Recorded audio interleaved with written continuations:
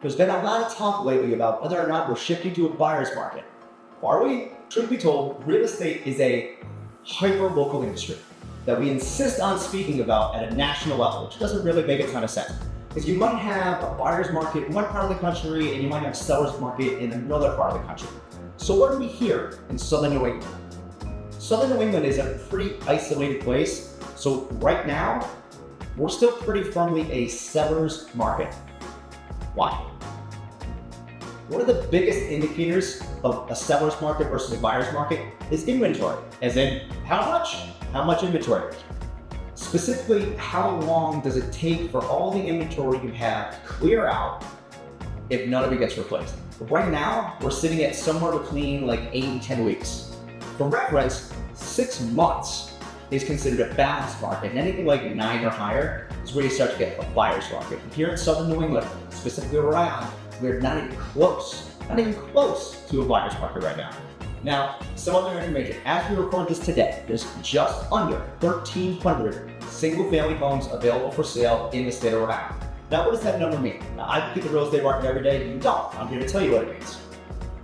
At the beginning of the year, so January, real estate's a cyclical thing based on seasons. So in the early part of the year, when it's cold, you have the fewest number of listings. We're sitting anywhere between like 600 and 700. And then as we get into spring, it gets to about 1,000. The highest I remember seeing last year was 1,150 to 1,200 at any point. Again, as of today, we're just a tick under 1,300.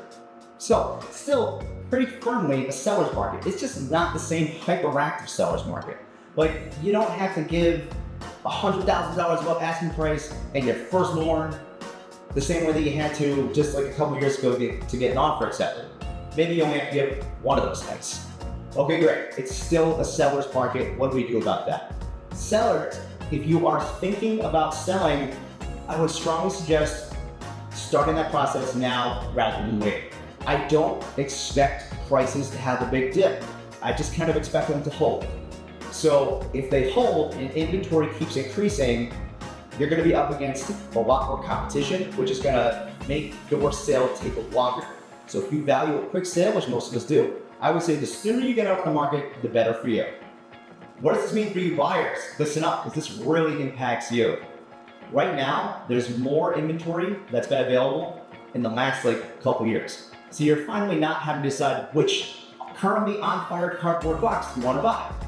With the inventory increasing, this is probably your best opportunity to purchase in the last several years, certainly since the historically low interest rates of COVID.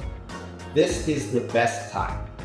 So if you're thinking about buying, and you say, hey, maybe it's gonna be 6 months, maybe it's gonna be a year, I think now's the time to at least prepare so that you're ready, so that when the inventory increases even further and the perfect property comes up, which it will, you're going to be ready. So what does it all mean, this changing market? It really means that everybody should be acting now. That's my big takeaway.